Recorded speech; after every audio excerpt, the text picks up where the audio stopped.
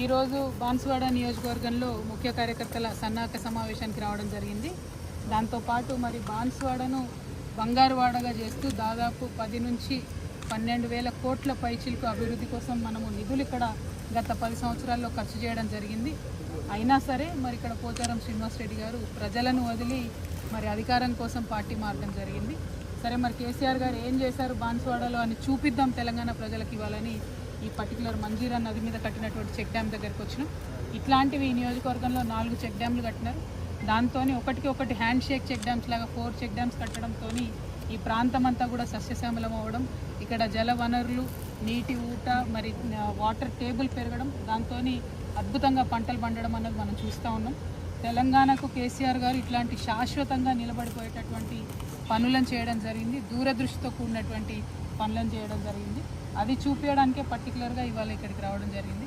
చాలా అద్భుతంగా అనిపిస్తుంది. చాలా చోట్ల పంటలు ఎండిపోయి రైతులు బాధపడుతున్నటువంటి పరిస్థితుల్లో కేసీఆర్ గారు ఈ చుట్టుపక్కల ఉండే 1000 ఎకరాల రైతులు ఎవరు కూడా మరి దేవుడి మీద వాన మీద ఆధారపడకుండా కేవలం ఈ చెక్ డ్యామ్ మీద ఆధారపడి వ్యవసాయం చేసేటటువంటి పరిస్థితిని తీసుకొచ్చినందుకు చాలా గర్వంగా ఉంది. Thank you. జై తెలంగాణ, జై కేసీఆర్.